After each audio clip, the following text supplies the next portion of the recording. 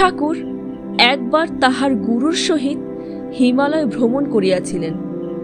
কেমন ছিল ঠাকুরের সেই হিমালয় ভ্রমণ, তাই আজ আমরা জানব। ঠাকুর তাহার গুরুদেবের সহিত দুর্গম গিরিপথ অতিক্রম করিয়া হিমালয়ে উপস্থিত হইলেন। অবশেষে গুরুদেব তাহাকে পর্বতের এক অতি নিভৃত স্থানে লইয়া গেলেন। ঠাকুর দেখিলেন সেই স্থানে ধ্যানমগ্ন 6 জন বিরাটকায় মহাপুরুষ 6খানা আসনে উপবিষ্ট রহিয়াছেন।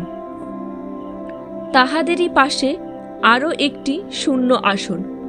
গুরুদেব তাহাকে ওই শূন্য আসনে বসিতে বলিলেন, কিন্তু ঠাকুর তখন সংসারের মায়া ত্যাগ করিতে পারেন নাই বলিয়া তাহাতে বসিতে পারিলেন না। ইহার দ্বারা গুরুদেব তাহাকে পরোক্ষভাবে জানাইলেন যে নির্জন গিরিগহ্বরে ধ্যান নিমগ্ন হইয়া বসিয়া থাকা ঠাকুরের জীবনের উদ্দেশ্য নয়, পরন্তু লোকালয়ে ঘুরিয়া ঘুরিয়া লোকের সেবা করা এবং তাহাদের শান্তির পথ নির্দেশ করাই তাহার জীবন ধারণের মৌলিক উদ্দেশ্য। এই নিমিত্ত তাহাকে লোকালয়ে ফিরিয়া যাইতে আদেশ করিলেন এবং বলিয়া দিলেন পথে যেন কোথাও অপেক্ষা না করেন। কৌলিক মন্ত্রে দীক্ষিত হইবার জন্য উপদেশ দিয়াছিলেন।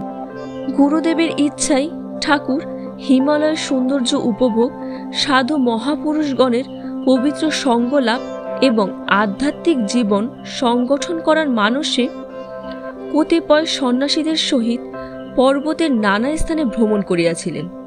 পরম শক্তিমান গুরুদেবের কৃপায় ঠাকুরের অগম্য স্থান, অদৃশ্য বস্তু ও অজ্ঞেয় বিষয় কিছুই ছিল না।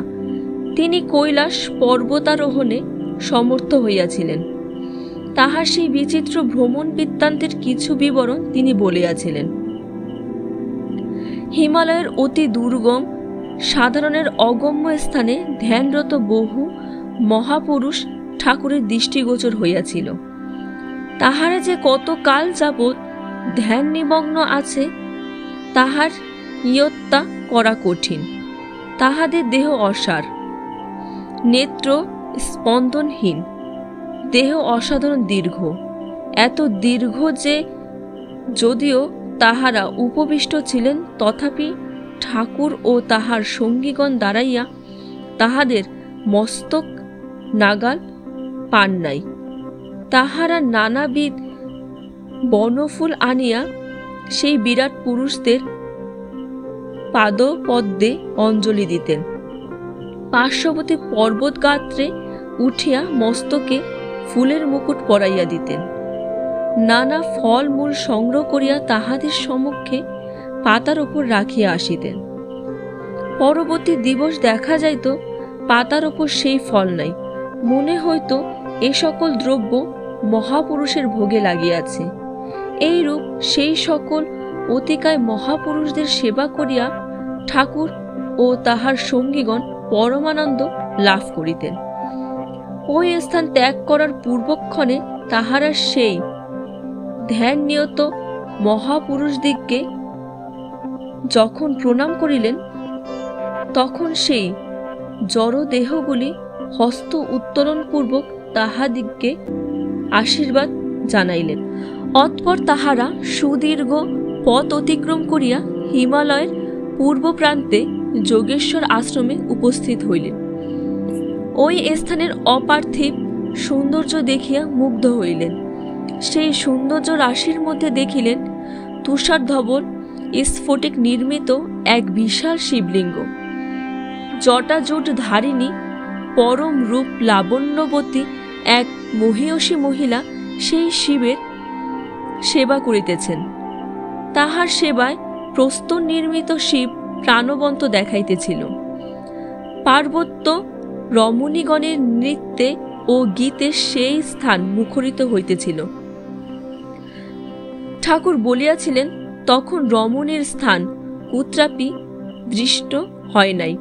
সেই শিবলিঙ্গের মূলে ধ্যানরতা মহিলাকে পরিব্রাজকগণ মনে করিলেন শিব প্রাপ্তি কামনায় গৌরী শিব আরাধনায় নিমগ্না আছেন। অতঃপর তাহারা ভ্রমণ করিতে করিতে কৌশিক পর্বতে উপস্থিত হইলেন। সেখানেও যোগী ঋষিগণের দর্শন ও সঙ্গলাভ করিয়া ধন্য হইলেন। ওই প্রকারে তাহারা হিমালয়ের নানা স্থানে ভ্রমণ করিয়া নানা অদ্ভুত দৃশ্য দেখিয়া প্রাণ ও মনের তৃপ্তি লাভ করিলেন। সাধন জীবনের অসীম শক্তির পরিচয় পাইয়া তদানুরূপ জীবন গঠনের জন্য অনুপ্রাণিত হইলেন। গুরু অনঙ্গদেবের এই সব যোগ বিভূতির পরিচয় পাইয়া আনন্দিত ও চমৎকৃত হইলেন এবং তাহাতে আরও আকৃষ্ট হইলেন। অতঃপর সঙ্গীগণ নিজ নিজ পথে চলিয়া গেল। গুরুদেবের পূর্বোক্তি আদেশ শিরোধার্য করিয়া তিনি গৃহমুখে রওনা হইলেন। কয়েক দূরে অগ্রসর হইলে তিনি আকস্মাৎ প্রবল জ্বরে আক্রান্ত হইয়া অজ্ঞান অবস্থায় পথিপার্শ্বে পড়িয়া রহিলেন।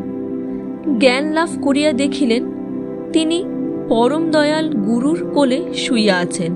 সর্বশক্তিমান গুরুদেবের কৃপায় তিনি অচিরেই আরোগ্য লাভ করিলেন। গুরুদেব আরও কিছুদিন ঠাকুরকে নিকটে রাখিয়া কোনো কোনো বিষয়ে তাহাতে শক্তি সঞ্চার করিলেন। গুরুর কৃপায় তিনি তখন ক্ষুধা তৃষ্ণার আক্রমণ হইতে মুক্ত হইলেন। ঠাকুরকে দেশে ফিরিয়া যাইতে পুনর আদেশ করিয়া অনঙ্গদেব তথা হইতে অন্তর্হিত হইলেন।